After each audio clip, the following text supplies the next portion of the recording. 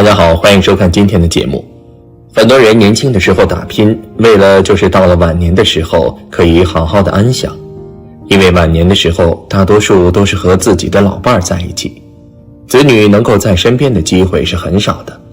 有这几颗晚年有福痣，活得越老越值钱。家有一老就是宝，快跟大佬一起来看看吧。一、下巴长痣。下巴在面相学中也称为地格，代表着一个人的子孙运、福禄运和晚年运。如果一个人的下巴长得饱满圆润或者方阔有肉的话，这种人晚福较重，晚年的生活比较幸福。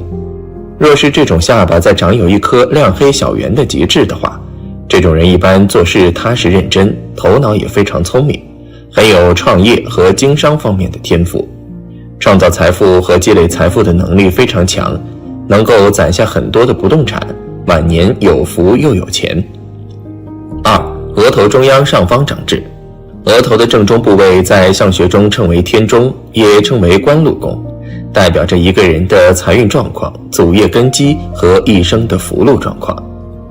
若是天庭部位长得饱满光洁，且正中央的稍上方长有极痣的话，这种人一般头脑非常聪明，目光长远，属于心智非常成熟的一类人，考虑问题比较全面，也善于处理与长辈或上司的关系，祖业殷实，既能得到家中的帮助，也能靠自己的能力开疆拓土，事业财运都比较出色，一生享不尽的福禄。三、膝盖后窝长痣。腿部代表着一个人的行动力和忍耐力，而膝盖则代表着一个人的责任心。如果右膝盖长痣的话，异性缘比较差，容易晚婚，婚后生活非常辛苦。左膝盖长痣则代表着工作能力强，人际关系好，事业上容易获得成功。若是膝盖的后窝长痣的话，这种人一般做事非常踏实，而且聪明好学，理财能力非常强，年轻时便能挣下丰厚的钱财，子孙运较好，晚年富贵又幸福，一生不为钱发愁。四、背部正中长痣。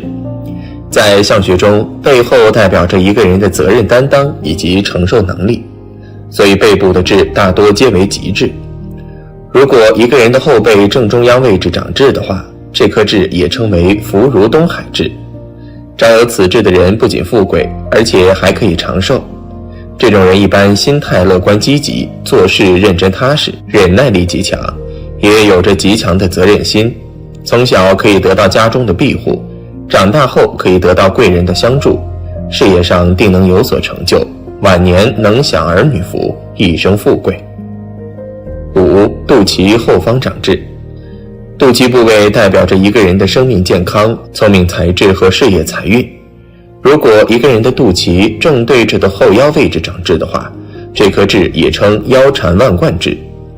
长有此痣的人大多智慧较高，行动力比较强，做事精力非常旺盛，有着很强的学习能力，心智方面比较成熟，而且内心善良，乐于帮助他人，人缘非常好，一生妻贤子孝，容易获得不错的收入，也容易得到他人的尊重，越来越有福。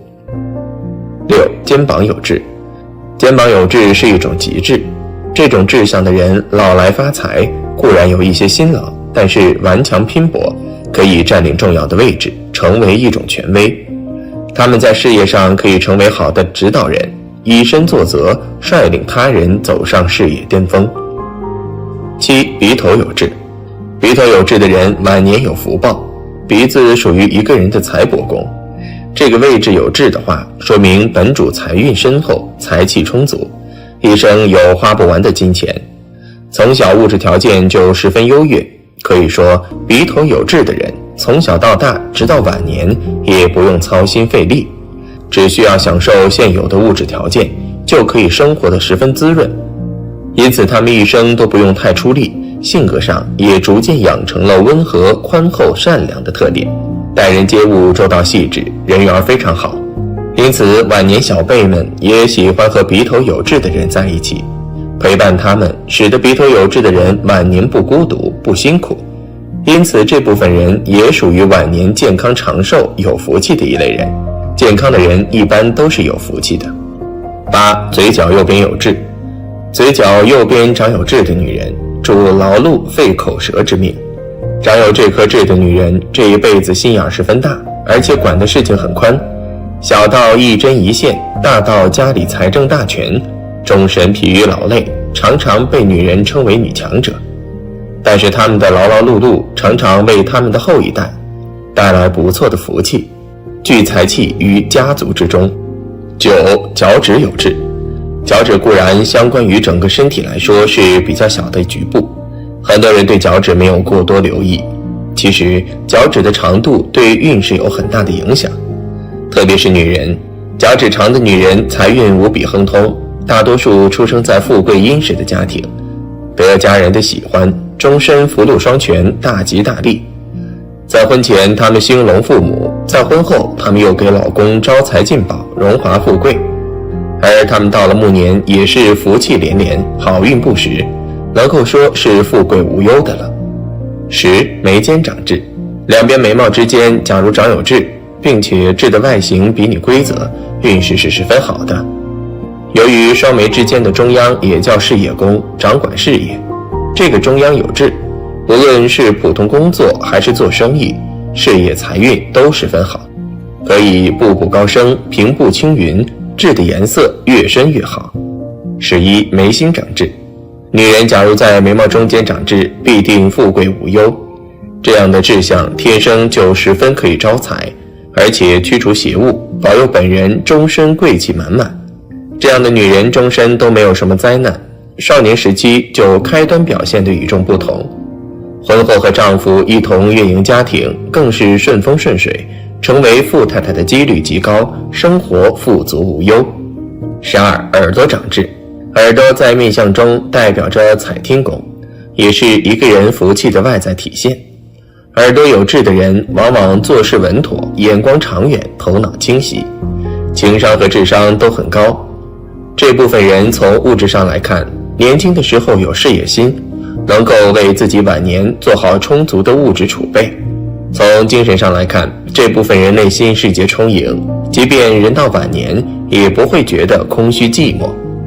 从身体素质上来看，这部分人心态良好，注重养生，因此晚年的健康也是有保障的，不会出现一些大病痛的折磨，可以享受美满幸福的晚年，属于有福气的一类人。13. 嘴唇上有痣。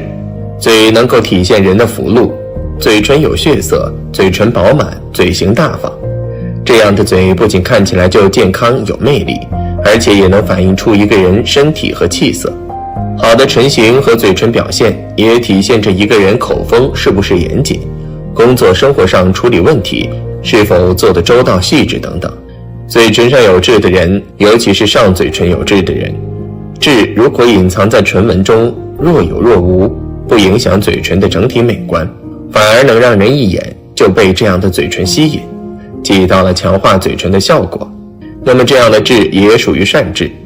拥有这样痣的人一般都非常会说，表达欲望很强，也善于社交沟通，但是他们该说的会说，不该说的是会点到为止的，绝对不会嘴上没有把门的，一股脑把所有话都说出来，能分得清轻重缓急，懂得说话的艺术，知道察言观色，在表达上很有天分。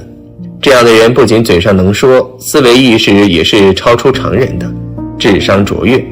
因此在年轻的时候，这部分人由于心机重，看问题比较透彻，很容易在情感中表现得太过理性冷漠，可以拒绝一些人的好意，保持一定的情感距离。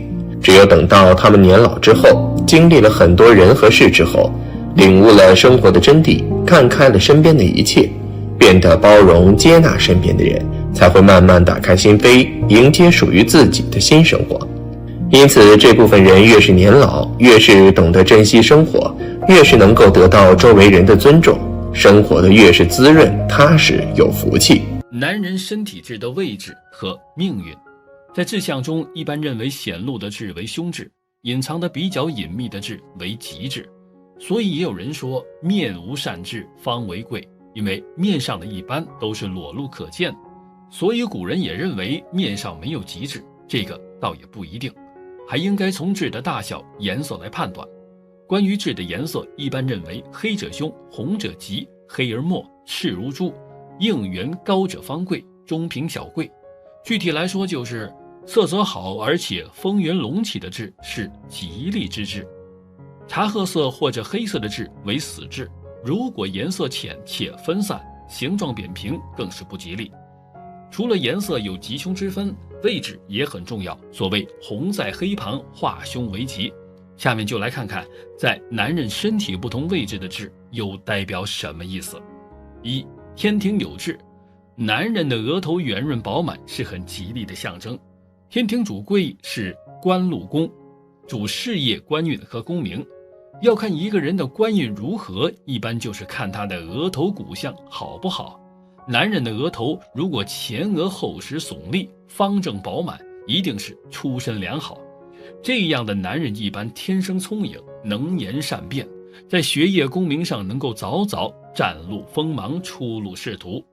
少年得志，在事业仕途方面大多能加官进爵，官运亨通，运势顺利，是大富大贵之象。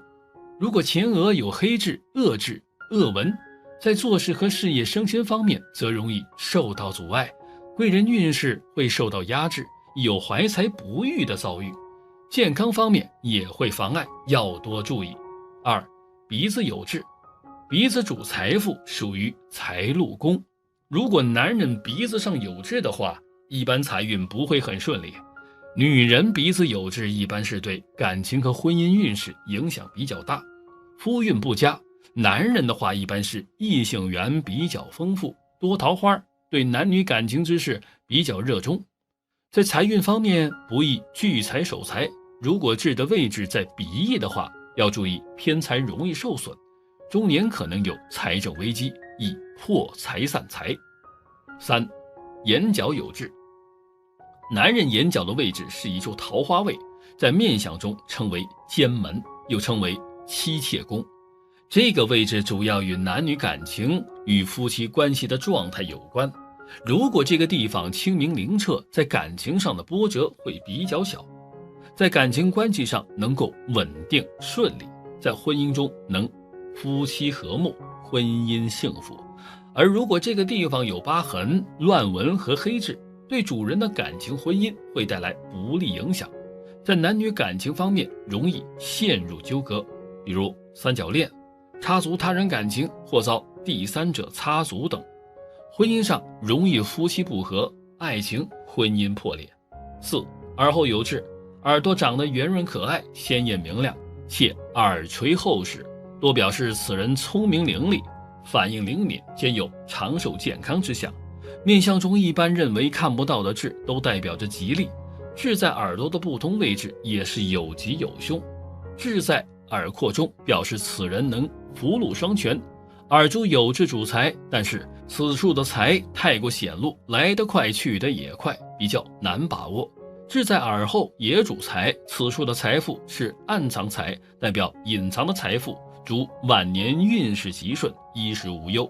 五、颧骨长痣，颧骨在面相中代表一个人驾驭权力的能力，高耸隆起的男人具有事业心，在事业上更能获得权力，能够掌握主导权，居于上位。这样的人不管是在官场还是职场，都能够把自己的领导能力展示出来，具有野心，常是职场升迁中最活跃的人。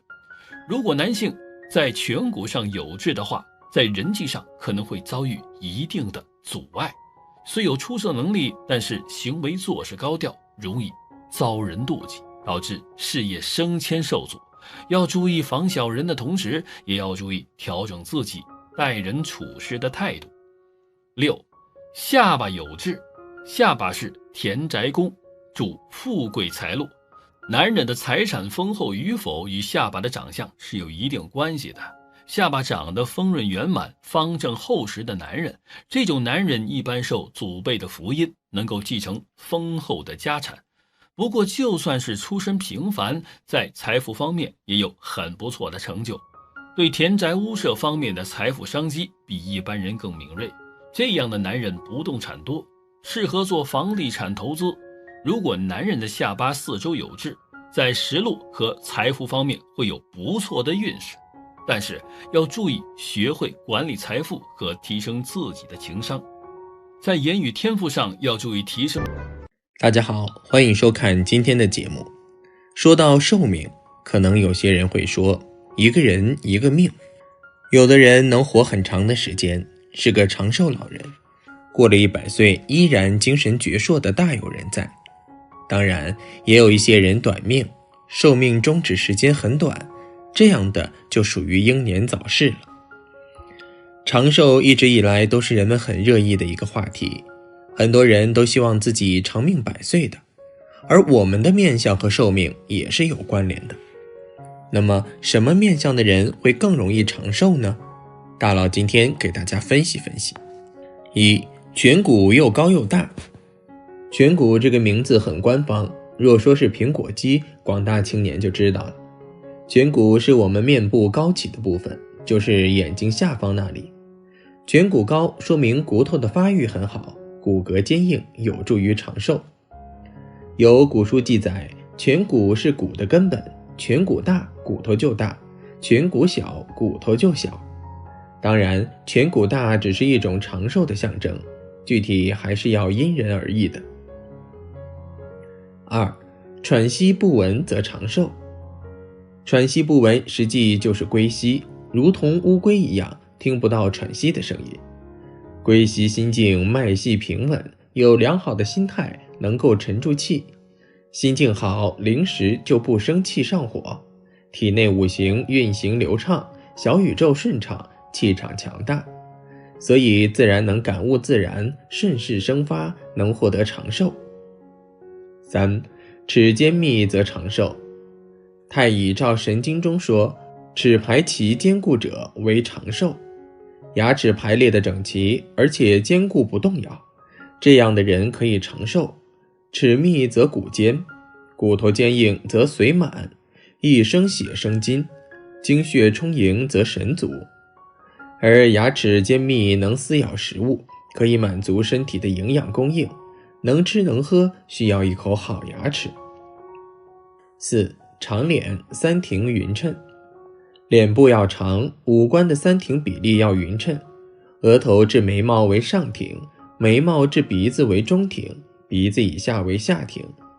如果脸长，三庭比例平均者，属于长寿之人。三庭中，如果中下两庭偏长，也属于长寿之命。若中庭短促或下庭短促，或中庭偏长上下短促者，均不属于长寿之命。5. 眼睛长。眼睛是心灵的窗户，可以看出一个人的内心想法。眼睛也是富贵之所，眼睛相里好1分，运势就会好10分。好的相里离不开眼睛的美丽，眼睛就属于人的心。相里中的吉祥富贵之眼，首先就是眼睛要长。长眼者精亮有神，血气足，人的寿命离不开气血的运行，所以眼长者寿命也长。6. 目光有神。通过一个人的眼睛，可以观察出这个人的身体健康状况如何。一个人的眼中之神是随着身体健康情况来发生变化的，所以若一个人的眼睛炯炯有神，他的目光看着就有一股元气满满的活力，非常有神的，这样的人精神气很佳，给周围的人也会感染到元气满满的状态。这种人自然的所有事都会比较顺畅，长寿也是必然的。7. 寿眉，眉毛长。相术曰：藏精于骨，现精于眉。发者血之余，眉者血之苗，精之源。因此，一个人的健康寿元从眉毛相里就能找出答案。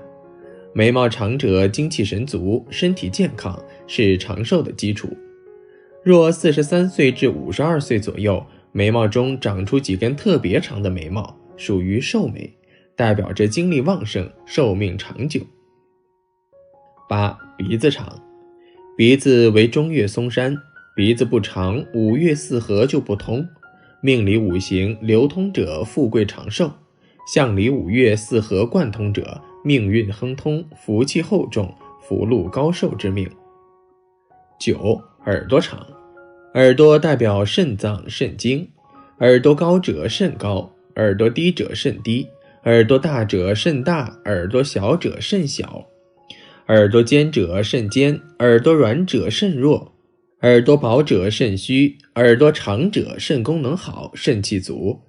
肾乃先天之本，肾精足，身强体壮，寿命长。10. 耳大而红润，耳朵与人的肾脏关系密切，也是代表肾脏功能的重要指示窗。如果你的耳朵大而长，且轮廓分明，耳垂有厚厚的贴肉，肉色红润，那说明你的肾功能比较强劲，身体素质较好，比较容易长寿。11. 人中长，整个面相人中始终代表着人的寿命长短，人中忌讳短促平曲，男命人中无须，忌讳没有棱角。人中并没有衡量长短的标准，不过人中的长短一定要结合整个面部来定。一般来说，人中必须要棱角分明而且深，正面可以看清楚人中的情况，长度偏长偏宽有肉都视为长寿之人。12. 双法令纹，法令纹是在鼻翼边延伸而下的两条纹路，若左右法令纹出现两条，则称为寿带，属于长寿的象征。13. 耳内有寿毛，人过40，耳内长出黑色的毛发，称之为寿毛，主长寿过百。耳内有黑痣者也代表长寿。相术论，长寿耳毫不如眉寿，寿眉不如相条，相条不如叶草。不管怎么说，以上都属于长寿象征。14. 相条，向下双笛成一缕，此是人间寿星魄，说的就是相条。脖子有两条竖纹者皆是也。相条生出来不论岁数早晚，只要有相条均代表着长寿。15. 夜槽，人过60岁，晚上睡觉流口水，称之为夜槽，白天流口水者为脾胃虚寒。相术曰，长寿者相条不如夜槽，可见夜槽被视为高寿的重要标准。一般情况下，以上特征能中3个以上的都比较长寿。如果没有以上这些面相特征，通过调整布局家居风水，也能提升自身的健康运，使自己更加长寿。大佬接下来教大家5种方法。1. 处理到没用的东西，驱除负能量气场。父母年纪大了，一方面是出于爱惜东西，另一方面也是有恋旧心理，所以不喜欢处理老旧物品。天长日久，老人们住的屋子积累了很多东西，把屋子都快堆满了，有时候还会发出一些不舒服的气味，这样容易藏污纳垢，不利于老人健康。2. 给家里摆放一些生命力旺盛的绿植。生命力旺盛的绿植在改善居室环境的同时，也给父母增加了很多生机。而且照顾修剪绿植，既可让父母怡情，还可让父母多些锻炼。绿植的生气是老人所需要的，也给老人增添了生命的乐趣。3. 用明亮灯光点亮父母心中的希望。随着年龄的增加，父母的视力逐渐下降，经常有看不清楚东西的情形，所以不妨给父母换上亮度较高的灯，使父母的生活更方便，驱除心中的一些阴影，对孩子对未来充满希望。4. 挑选更换床上用品窗帘。父母卧室中的床上用品窗帘有多久没有更换新的了？你留意过吗？为父母挑选色调淡雅温馨的被单床罩窗帘，营造一个温暖舒适的家。父母辈经历了人生的风风雨雨后，不再追求奢华的感觉，更愿意安享晚年，沉稳宁静。朴素平和的色彩比较适合老人的心境，但难免有些温馨不足，所以用自己年轻的心态帮助父母装点他们的卧室，对父母会是很大的安慰。需要注意的是，所选色彩最好是结合父母命里所喜，这样才会更有利父母的健康平安。5. 摆放一些寓意吉祥的装饰品，增强家中的正能量。心理调节对老人来说更有特殊的意义，寓意吉祥的物品在风水上产生的积极作用，对父母的身心健康很有利。比方说松鹤延年、福如东海、事事如意、福禄万代等寓意健康、长寿、平安的书画装饰物，摆放在父母房间，一方面可以让父母感受到你的孝心，另一方面吉祥气场也有助于父母。当然，除了面相和风水会影响人的寿命外，如果想要长寿，还需要注意自身的心态。心态都非常好，容易满足，对一切都看得开，不把怨气埋在心里，这样的人自然活得长久。首先，大佬先从气色角度为大家讲解一下最旺财的面相特征。财库气色红润最旺财。面相学上，比如通过鼻子、眼睛、眉毛等都可以看出一个人财运的大小好坏。但其实除了这些，另外一个位置也颇为关键，那就是鼻翼位置。这个位置其实看财富大小、有没有钱财等是很准确的。比如鼻翼往外扩、厚实多肉、夹拱有力、拱伏有情，十有八九是一个富命。而其中又以这个位置气色红润最旺财。鼻子红润不一定就是好事儿，但鼻翼红润就是旺财、财运好的标志之一。嘴唇红润最旺财运，而且财富持续力强。嘴唇红润的人，从中医学的角度来说，实质上就是精力旺盛，比如执行力强、果断力强、触觉敏锐、反应快、遇事灵敏等等。延伸出去的其实就是说明这个人的运气好，因为只有运气好的人，精气神才会好。反之也是，比如精气神好的人，运气一般也会好。所以嘴唇红润的人善于把握机会等等。特别是对于做生意的朋友，但凡有这个现象的，也是很旺财运、大利财富的。耳朵红润，贵人多，机会多，财运好。从相学上来说，耳通肾窍，因此一个人先天精力旺不旺、好不好，主要是看一双耳朵。耳朵长得好，说明先天寿气充足，即使后天多病也容易处理好的。相反，耳朵暗淡无光，说明先天元气不足，后天要十分小心注意。同样，耳朵红润的人，说明其先天元气足，做事工作也是往往独具慧眼，有吉财的。这类现象的人，贵人多，机会多，善于把握机会等等，往往在财运上也是先人一步，更容易把握好的。因此这类型的朋友财运也好。财帛宫气色红润，大旺财，暗财横财多。这里说的财帛宫是指哪个位置呢？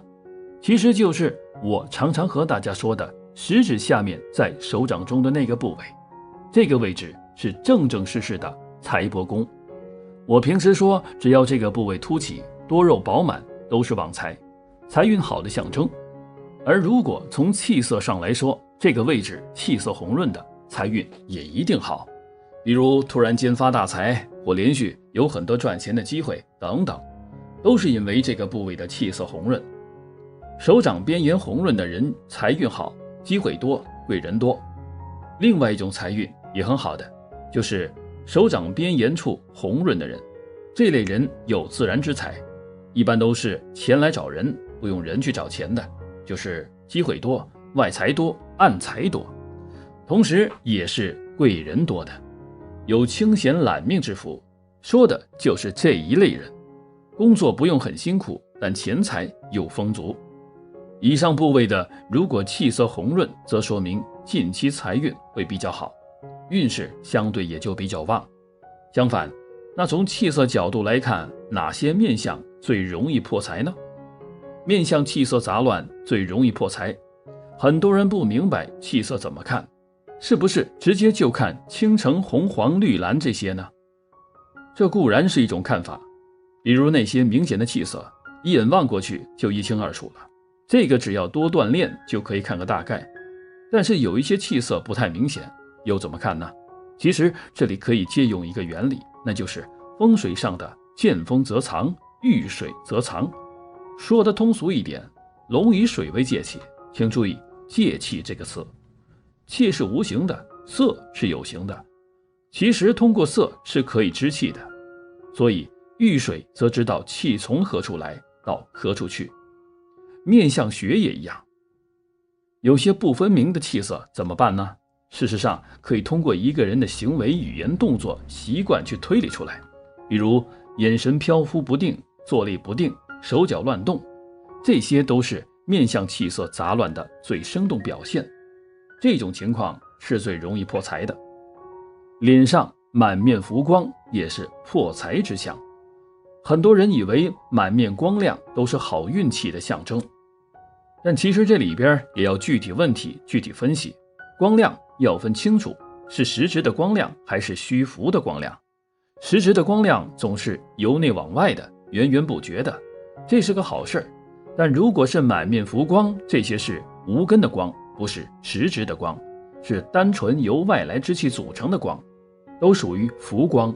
遇到这种面相气色时，也往往会因为一些莫名的事破财，花费的或是不聚财的。脸上有娇气，容易破吉财。什么是娇气的气色？通常来说，就好像一样东西被火烧过一样，虽然形状还在，但其力已毁，其结构已经虚有其表，并且外表看起来有一种摇摇欲坠的形象，就是这种娇气。所以娇气既不是红色的，也不是黄色的，而是一种半红半黑的娇气，表现在行为上。火之余便是娇气，可以理解为这个人像刚刚经历了一场大手术之后，或大病初愈的时候，便都是这一种娇气。脸有娇气的人最容易破吉财，会因为一些突然的事儿而破大的财。脸上有和面形、五行相克的气色时，也往往会破财。上有和面形、五行相克的气色，这个怎么理解？比如一个人的面型是木型人，但某一段时间里边脸却是白色的，而白色五行是属金的，金则是克木的。遇到这种情况时，就是相克的气色。遇到这种情况时，也是往往最容易破财的。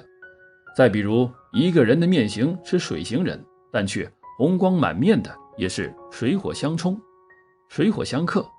遇到这种时，也是往往会破财的。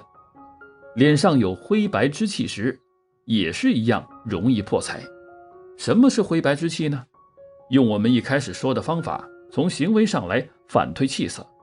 打个比方来说，那种垂头丧气的人，其脸上就必然是这种灰色之气。还有那一种校服在身的人，其气色也必定是灰白之气，这种气色也是容易破财的。所以当你决定要做一件事的时候，不妨参考一下上面部位的气色，就能知道整个事情大概的发展趋势，能不能成功了等等。希望今天的内容能让你有所收获。好了，今天的分享就到这里，愿您时时心清静，日日是吉祥，期待下次与您的分享。